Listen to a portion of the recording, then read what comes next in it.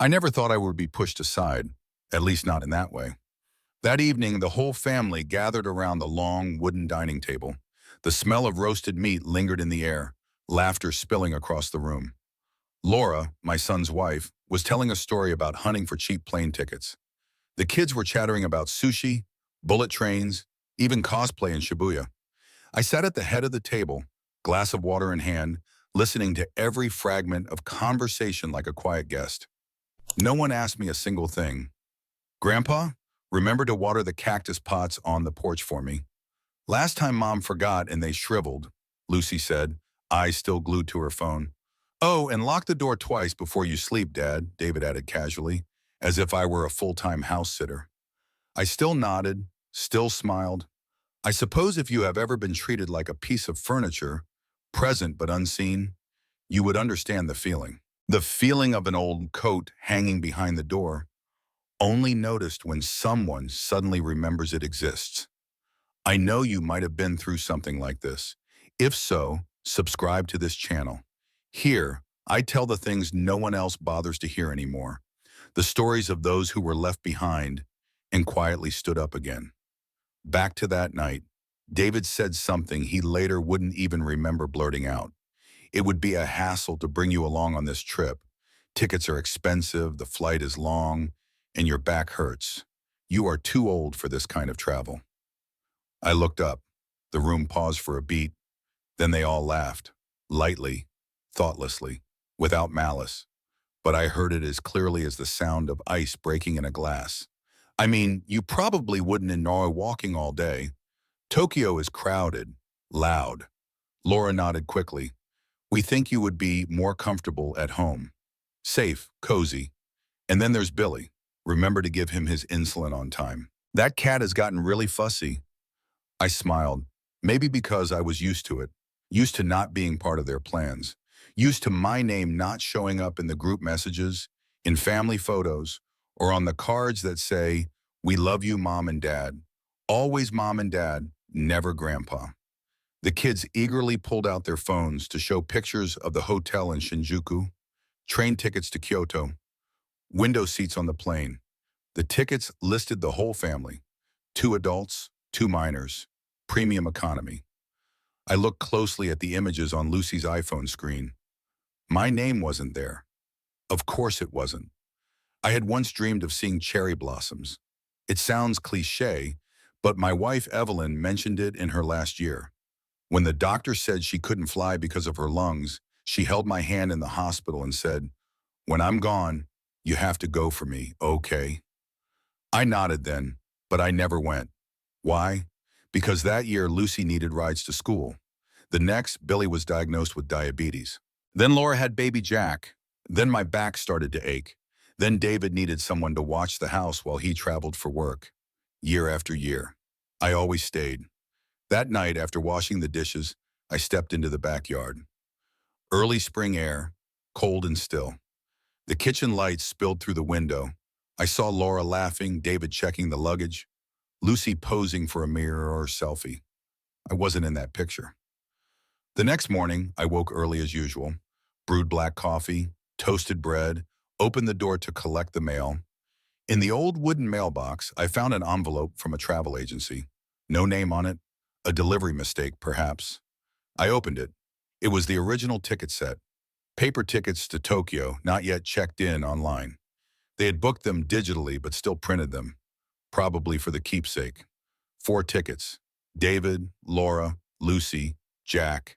No Walter Hayes. I brought them inside, set them on the table, poured another coffee. My hands trembled slightly.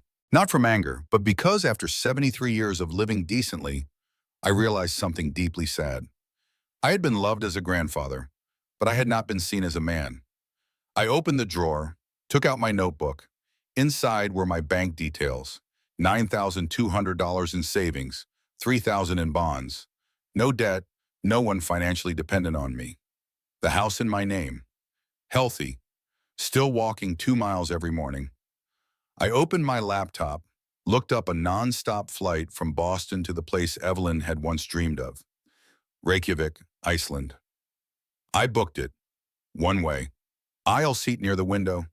When I pressed confirm purchase, my hands didn't shake. I just exhaled lightly, like easing open a door that had been stuck for years. The flight would leave in 4 days. This time, I didn't need anyone to see me off. I didn't need anyone's permission, because at last, I had chosen myself. I was not angry. That was the first thing I realized. Not angry at David, not angry at Laura, not angry at the kids. I just felt I had reached the bottom of something. Something very still, very hollow. Like when you sit by the bed of someone who has just passed, unable to cry, only staring at the floor and breathing. I called to cancel the weekend barbecue. Reason: personal matters. David only replied with, "Okay, Grandpa," and a smiling emoji. I thought it was a habit, nothing more. A reflex to send an icon instead of truly listening. I spent the entire afternoon sitting in front of my laptop. Truth is, I had barely used it since Evelyn passed. My email was still set to an old Yahoo account, the browser slow as a turtle. It took me 3 tries to enter the credit card password correctly. The ticket to Reykjavik was not cheap, but the price felt light. Light as if I had just purchased a piece of life that had been taken from me. I printed the ticket, placed it on the table with my old passport. Evelyn had insisted I renew it in 2011, even though I said I was not going anywhere. "Just keep it, you never know," she had said. I kept it. Now the "you never know" had become a certainty. I called Carol, my neighbor across the street, a woman about my age, short silver hair, 3 cats, in a sunflower garden so stubborn it survived the snow. "Carol," I said when she picked up, "I'm going away for a while. Could you drop by to water the plants and keep an eye on Billy for me?" "Billy is the most difficult cat I have ever met," she said, letting out a long sigh. "But all right, where are you going, Walter?" "Just a small trip," I replied, "a place I owe someone from long ago." She did not ask further. I appreciated that. After dinner, I began packing. I did not take much. An old fabric suitcase with frayed corners. I pulled it down from the attic, brushed off the dust, and began to choose. The wool coat Evelyn bought me in 2009. The sea blue scarf she knitted in her last winter. The soft leather shoes I wore on my morning walks. A blank journal. A photograph of Evelyn, her head tilted in laughter, eyes squinting as if she had just heard something funny from a grandchild. I stood in front of the mirror. The reflection there was not as old as they thought. My eyes still clear, my shoulders still straight. I was only covered in dust from standing still too long. I wrote a note and stuck it to the fridge. "Carol, if anyone asks, tell them I went to see the snow. They may not understand, but I do. Walter." I printed another copy of the ticket, folded it neatly, and placed it in my coat pocket. I put my phone on the charger, checked the backup battery. Evelyn used to laugh when she saw me prepare this carefully for a trip to the supermarket. But I believe being thorough is the only way not to be caught off guard by the world. Before bed, I opened the window. Cold air rushed in, carrying the scent of pine and melting snow. I looked at the backyard, where I once taught David to ride a bike in 1982, where Evelyn once hung Christmas lights despite her fear of heights. Everything was still there, but I was not. That night, I did not dream. I just lay still, listening to the ticking of the clock, my heart as calm as a lake before a storm. The next morning, I brewed coffee earlier than usual. I did not drink it right away. I poured it into a thermos, sealed the lid. On the table was a printed map from Google, with the destinations circled. Reykjavik, Harpa Concert Hall, Akureyri, Mývatn Lake. I did not know if I would see them all, but at least I had a map I had chosen myself. Before stepping out of the house, I stood in the doorway for a long time.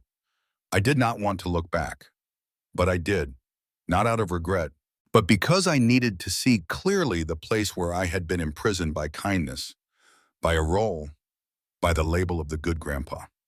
I needed to know exactly what I was leaving. I locked the door. This time, not because David reminded me, but because I was going away. I arrived in Reykjavik on a gray afternoon when it was not yet dark, but the sun had not bothered to appear once during the entire flight. The plane landed softly, like brushing against the surface of snow. Through the fogged airplane window, I saw the runway stretch out like a cold, pale ribbon in the middle of nowhere. As I stepped out of the airport doors, The wind struck my face like a slap that wakes you up. Cold. Not the kind of cold you joke about, but the kind that tightens your lungs, sends a sting into your knees, and makes your hands want to tremble even in your pockets. But I smiled. Maybe because I was standing in a place no one in my family ever imagined I would set foot in. Not David, not Laura, not anyone who thought I should stay home, watch the cat, water the plants, and wait for photos in the group chat. I took a taxi into the city center. The driver did not say much, just played soft music, sometimes humming along to an Icelandic folk tune I did not understand a word of. I sat in the back, hat pulled low over my forehead, watching the snow-covered houses pass by like frames in a pure white dream. The city was quieter than I had imagined. Reykjavik felt more like a large village than a capital. Narrow streets, neat houses painted in shades of blue, red, and pale yellow, as if children had colored them on the snow. No honking, no rush. But the cold was sharp, cold enough to freeze words in your mouth. I arrived at a small guest house beside an old bookshop. The receptionist was a young woman with blue eyes and a gray scarf. She greeted me in fluent English, handed me my room key, and gave me a folded map. I thanked her. No one asked if I was traveling alone. No one asked my age. No one told me I was too old to be here. Maybe in this place, people simply assume you have your own reason for showing up. The room was small but warm. A window looked out onto the street with a wooden desk and an armchair. I set down my suitcase, took off my shoes, and sat.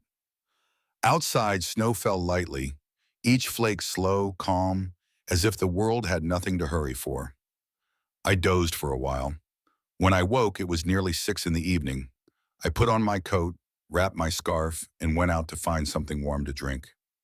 The first cafe I found sat at the end of the street, golden light spilling from frosted windows, a hand-painted sign that read, Mal og Menning Cafe. I stepped inside, warmth rushing over me like an embrace. In the corner, a fireplace burned. A girl of about 10 sat reading, legs curled up on her chair. Across the room, an elderly couple whispered to each other, sharing a slice of dark rye bread. I ordered a hot tea, Icelandic black tea, slightly smoky, faintly sweet. The server was a young man with curly hair and a small smile. No one asked where I was from. No one looked at me as if I had wandered out of a world that belonged to the young and busy. I chose a table near the window. That was when I saw him, sitting in the farthest corner near the bookshelves. An older man with long silver hair, wearing a dark leather coat, holding a worn notebook and writing with a fountain pen. He seemed about my age, maybe a little older, but his eyes were sharp as a blade, the kind of gaze belonging to someone who had survived many winters. We did not speak, but I looked at him, and he knew it. Not out of curiosity, but in recognition. Old men traveling alone can recognize each other without a word. When he stood to leave, he gave a slight nod in my direction. I returned it, a quiet nod, between two strangers who shared something that had no name.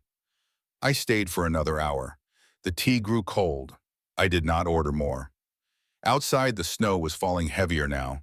The street shone with the reflection of the lamplight. I opened my journal. The pencil trembled slightly in my hand. I wrote, "First night in Reykjavik. No one asks where I am.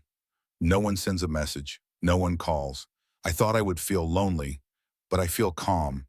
Everything is strangely quiet. I can still walk." I closed the notebook and slipped it into my coat pocket. That night, I did not dream. I simply lay still, listening to the sound of snow against the window. Each flake landing on the roof like a silent applause I gave myself. No one could see me, but for the first time in years, I could see myself. I saw him again the next afternoon. The cafe was the same, its windows still fogged, classical music drifting from a wooden speaker on the ceiling, and the little girl with her book still in the same corner, this time with a novel thicker than her wrist. But this time, the silver-haired man was seated near the counter, a steaming cup of coffee in front of him, an untouched cookie resting on the plate. I chose a table near him, not on purpose, but not by accident either. When I sat down, he looked at me, this time with a full look, not just recognition, but an invitation. American, he asked, his voice deep and slightly hoarse, the kind of voice belonging to someone who once smoked but had long since quit. I nodded. Vermont. Ah, he raised his eyebrows. I have been to Boston. The autumn there is beautiful, but too many people. I smiled faintly.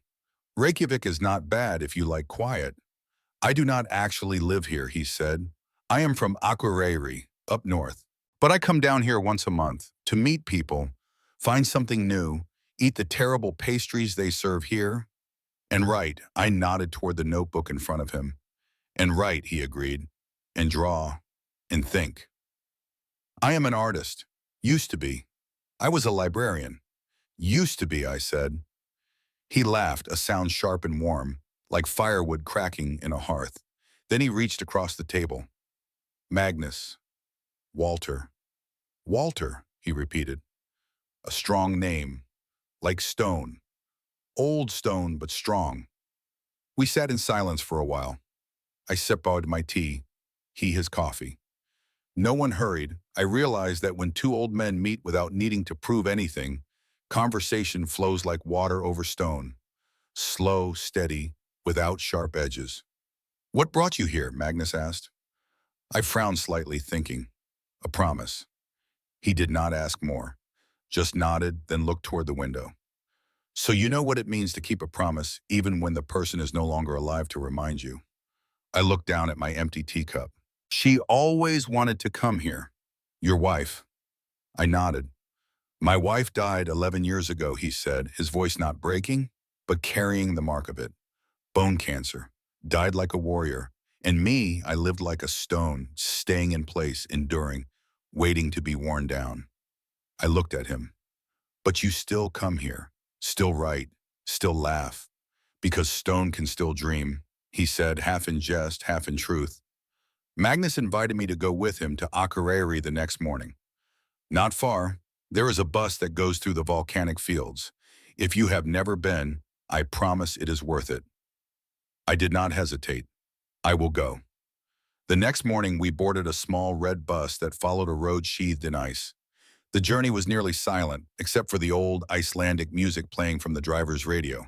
Snow clung to the windows, fogging the view, but sometimes clearing to reveal scenes from another planet. Black ash hills, white snowed mountains, lakes steaming in the cold. In these volcanic fields, Magnus said, there is a place I often sit, where she and I once came. The stone bench is still there, our names still carved, but she is gone. We arrived near noon. The wind was sharp and cold, but the sun broke through the clouds just enough to paint the sky in streaks of blue and gray. We sat on the old stone bench, the sleeping volcano at our backs, the open expanse before us as wide as a lifetime. Magnus pulled a small bottle from his coat, a local liqueur he said was strong as regret. We drank. The cold cut to the bone, but the liquor burned warmly as it went down. I told him about Lucy, my granddaughter, 16 years old, the only one who asked me, do you want to go somewhere, before the whole family planned a trip to Tokyo without even putting my name on the list? A smart girl, Magnus said. I nodded, but I did not answer her then. I said I was fine, that Grandpa staying home would be just fine. And then you left.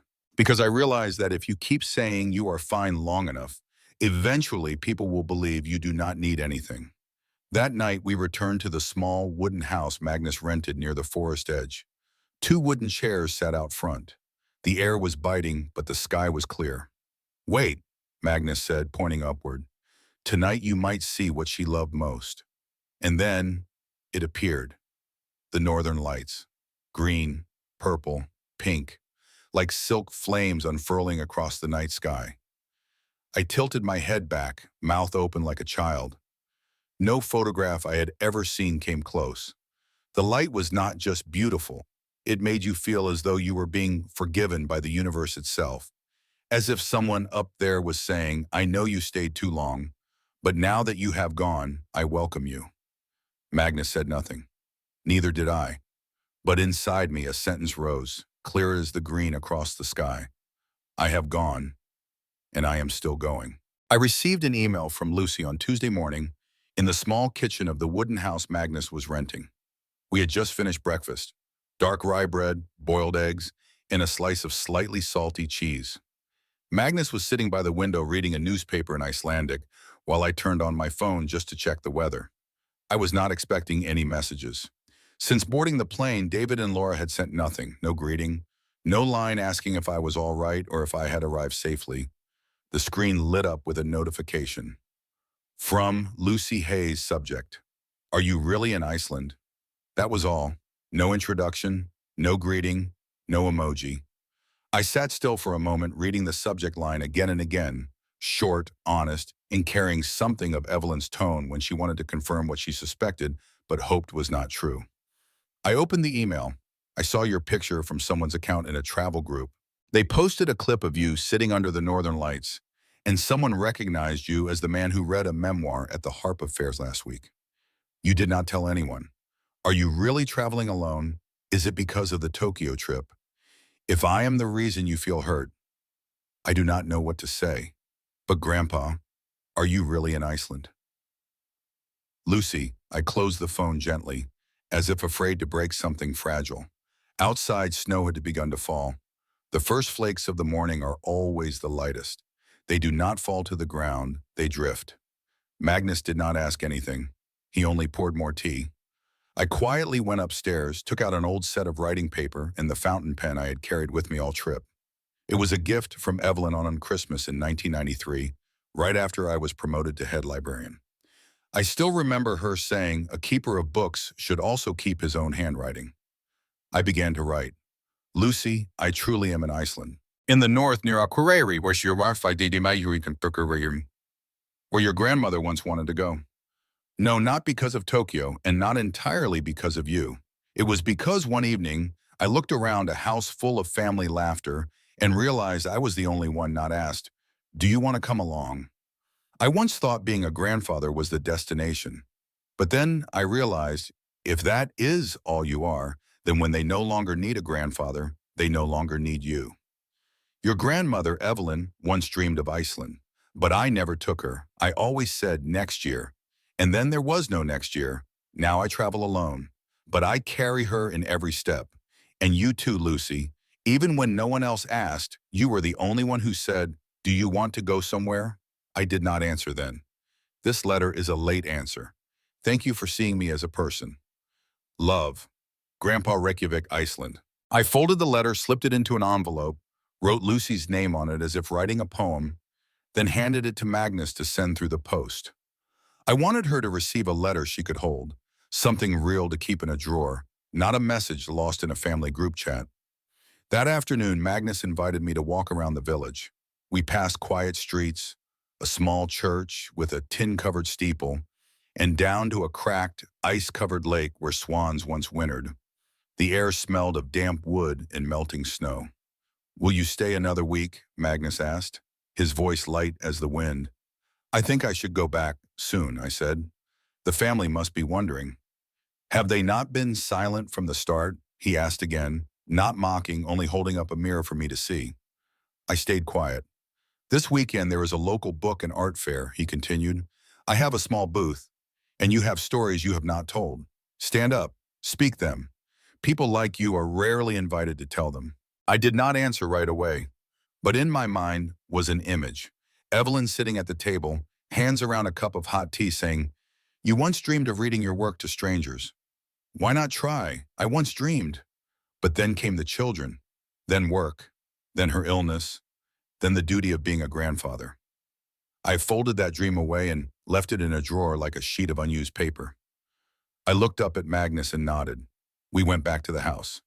That night I wrote the journey, not just the geography, but the path from invisibility to presence.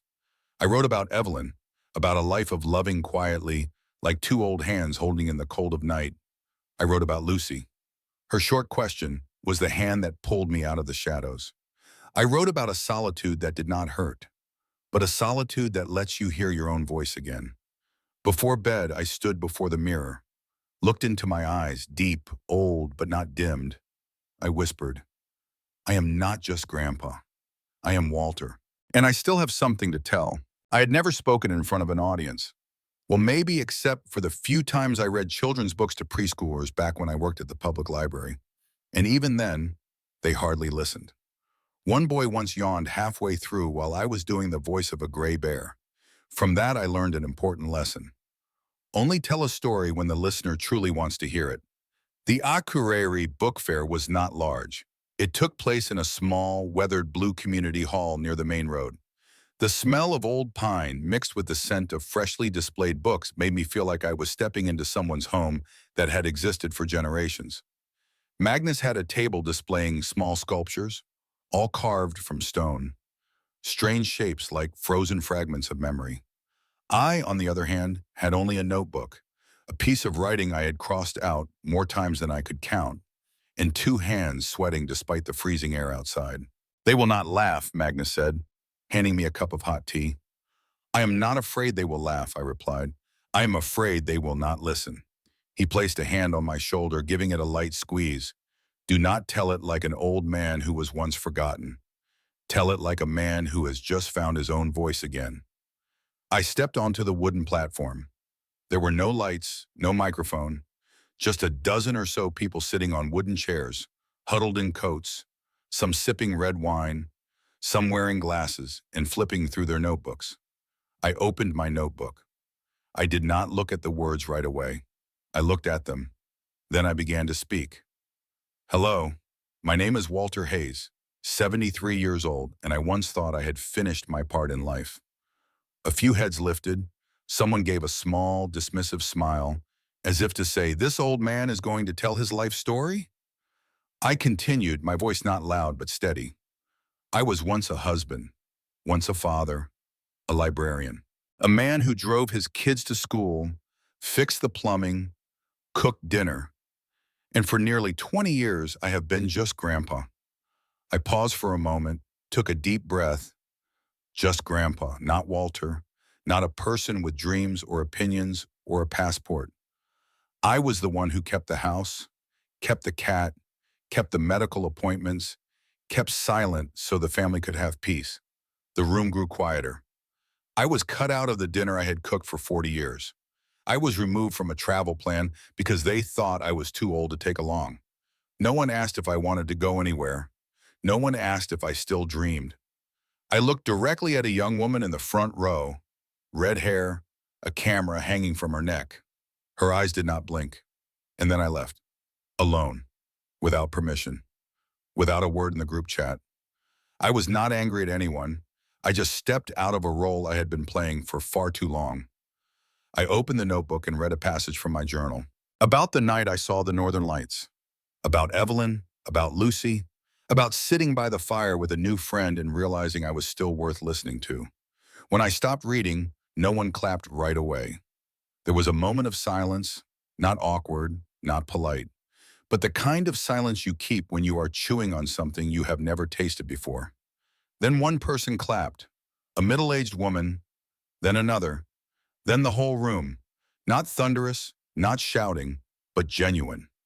Magnus smiled. "See," he whispered behind me, "you are not older. You have just been born again."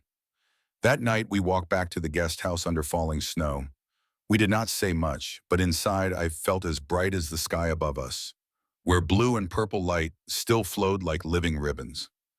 2 days later, the clip appeared online. It turned out the red-haired woman was a Swedish tourist working on a thesis about forgotten stories in modern society. She had filmed almost my entire reading on her phone, lightly edited the colors, and added a caption quoting my words. I was not angry. I was just done being invisible. The clip spread through a travel group, then onto Reddit, then to video sharing sites for older audiences. I did not know anything about it until one afternoon I received a message from Lucy. "Grandpa, I cried watching you. I never knew you felt that way." "No one did. I am sorry, not because of the Tokyo trip, but because I never saw you exactly as you are." Lucy. I read it, then set the phone on the table. I did not reply right away. I went outside, sat on the front steps of the wooden house. The snow was deep. The cold stung my skin, but I did not go back in. Because in that moment, under the biting cold and the wide open sky, I realized something. I did not need to wait for someone to invite me back into life. I had already opened the door and walked in myself. I received a voicemail from Lucy on a foggy morning while I was making tea in Magnus's old wooden kitchen. I hadn't been checking my phone much since the clip went viral. I knew there would be reactions, from people I knew and from strangers, but I wasn't interested in the messages. Not because I was avoiding them, but because for the first time in years, I didn't feel the need to respond just to be acknowledged. But Lucy's voice, right from the first words, stopped me in place between the sound of water boiling in the kettle. Grandpa, I think Mom and Dad were wrong, but I also think you don't have to come back, not if you don't want to. I couldn't breathe for a few seconds. I should have noticed sooner. I should have said something when the whole family made plans without asking you. I thought you were fine with staying home. But the truth is, we got used to leaving you behind. I'm proud of you. I think you're the bravest person I know. And if you want to keep going, just go. Just know that I'll always be waiting to hear from you. Not to ask you to watch the cat or water the plants, but to hear what has made you happy. I started crying. Not out of pity, not out of regret, but because for the first time in many years, someone told me I was being listened to without having to explain myself. I wiped my face and pressed call back. She picked up almost immediately. Grandpa? It's me, Lucy. I heard a soft breath. I thought you wouldn't call back. I just needed a few minutes to stop crying, I said, and we both laughed, thin and fragile like mist, but real. We talked for exactly 17 minutes, not a single second wasted. She told me about school, how she'd shared the clip of me with her world literature teacher who played it in class for discussion. One of her classmates came up to her afterward and said, I think your grandpa just said what my grandpa never could. She told me her mother, Laura, had gone crazy when she came home from Japan and found I was gone. Dad called the police, Lucy said. They thought you were missing. Until a relative saw your reading on Reddit and sent it to Mom. I closed my eyes. The suspicion I had been pushing away for days was true. How did they react? I asked calmly, at first shocked, then angry, then scared. I've never seen Dad look like that, like someone had just pulled back the curtain from a mirror he'd been avoiding his whole life. I didn't know how to answer. Part of me still loved David, the boy I once carried on my back to go camping, taught to read letter by letter with my own hands. But another part understood. The truth doesn't always land like a hug. Sometimes it hits like a collision. Are you angry at them? Lucy asked. I shook my head, then remembered she couldn't see me. No, I said, I'm not angry. I've just stopped being silent. She was quiet for a few seconds. Then she said softly, I'm glad you called back. Not because I want you to come home, but because I want you to know. You still have someone here who truly wants to know where you're going, what you're thinking, and how you feel. I put my hand over my heart. I know, Lucy, and that's enough. Before we hung up, she said one last thing. Family isn't about being close. It's about listening. And you're the one who taught me that. 2 days later, I got a call from David. Not a voicemail, not a text, a direct call. I wasn't planning to answer, but I did. Dad, David's voice came through almost out of breath. Where are you? Are you okay? I answered slowly. I'm fine, and I'm in Iceland. More than fine. A long silence. You scared the whole family, David said. We thought something had happened. Something did happen, David, I said. I stopped being the background in other people's lives. I stepped out of a picture I was never in. Dad, I didn't think, no, you really didn't. Neither you nor Laura thought I might need anything beyond a chair by the window and a cat that needs injections every day. I wasn't shouting. I was just speaking. But every word seemed to touch the bottom of an old crack. I'm sorry, David whispered. You have the right to be angry, the right to leave. I just didn't expect it. I didn't expect it either. I exhaled. But then I left. And I realized I'm still a person, not just Grandpa in the group chat. Laura called after that, very quick, flustered. I miss you, she said. And I know I was wrong, but you'll come back, right? I didn't answer that question. I just said, for the first time in years, I'm living. When I come back, it'll be because I want to, not because someone needs me to fill a space. That night, I got one last message from Lucy, It wasn't long. Grandpa, I just printed out the letter you wrote me by hand. I put it on my wall. My friend came over, saw it, and said, your grandpa is like a character from a great book people forgot to read. But I haven't forgotten. I'm reading you. Every line. I looked at the screen for a long time. Then I closed the phone without replying. Because for the first time, I didn't need to confirm I was here. I was truly present. I did not return right away. Even though I had thought about it, after the call with Lucy, after the messages from Laura, after David's awkward apology, I knew that if I went back now, I would simply slip into the same place as before. The chair by the window, the short questions like, what do you want to eat? Or remember to pick up the mail. I was not angry at them, but I also did not belong there, at least not yet. I extended my stay in Iceland for another 2 weeks. Magnus chuckled when I told him. I have a bet with the innkeeper that you would not leave so soon, he said, then reached into the cupboard for a bottle of schnapps and 2 small glasses. Then you owe me a promise, I said, clinking my glass against his. What promise? Next time you come to America, you have to go with me to the Red Cliffs in Utah. Evelyn loved that place. I want to tell her that a friend from Iceland knows just how beautiful it is. Magnus lifted his glass. I promise. I sent a postcard home. Not much. Just one card, printed with the image of Hallgrímskirkja covered in snow, the frame tilted as if caught in a dream. I wrote, to David, Laura, and Lucy, I'm still well, still able to walk. Thank you for finally seeing me as a person, not as a silent supporting character. I will come back when I feel ready. Wishing you a peaceful winter. Walter, I received no calls afterward. Not because of anger, but because there was nothing more to say. No need to revisit the past. No need to explain why I left. Because if they truly understood, the explanation would no longer be necessary. On my last day in Iceland, I headed north, to Lake Mývatn. Evelyn had mentioned it once on a December afternoon when I turned on the National Geographic channel. The screen showed the frozen lake, plumes of geothermal steam rising from the earth, and flocks of birds landing on the water like memories that refused to sleep. Do you think we will ever get there? She asked, her voice not expecting, just letting the thought slip out. Back then, I only smiled and brushed her hair. Probably not, I said. We have plenty of closer places to go. But today, I went. Alone. The small bus took me along empty roads, across snow fields, past black rock hills glazed with ice. Each time the wheels crunched over snow, I heard old fragments of memory breaking apart, then dissolving. Lake Mývatn appeared in the afternoon. The frozen surface dappled with patches of open water, reflecting a sky of ash gray. No human voices, only wind, and bird tracks scattered across the snow. I chose a small, grassy hill on the north side of the lake, where I could see both the water and, in the distance, the quiet mouth of a volcano. I sat down, took from my backpack a sheet of paper, a fountain pen, and Evelyn's wool scarf. The wind was cold, but not biting. More like the chill of a hand long absent, now returned to rest on my shoulder, lightly but real. I wrote, to anyone who still wonders why, I am not angry. I just reclaimed my right to go.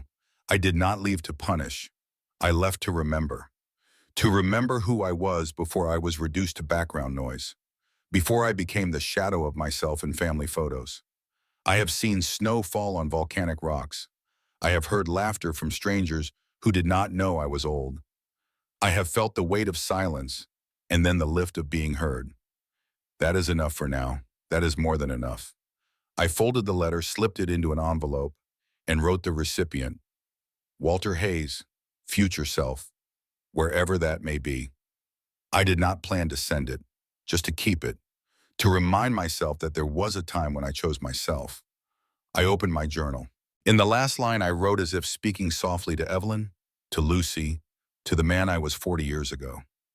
The man who once feared stepping beyond the safe boundaries of a backyard, an armchair, a family loop. I am still moving, and I am still me. Walter Hayes, 73 years old. Not retired, just reborn. Snow began to fall lightly. I sat still, not cold, not lonely. Just a man who had finally found the true weight of himself, not through the eyes of others, but through the shadow he was casting on the white snow. If you believe that everyone deserves to be heard, whether 73 or only 13, if you have ever felt left behind in your own family, or watched someone you love fade away in conversations where their name was no longer called, if you believe in a quiet rebirth where a person does not need anger to prove they still exist, subscribe to the channel. This is not just a place for telling stories. It is where you will see that silence itself can be a revolution.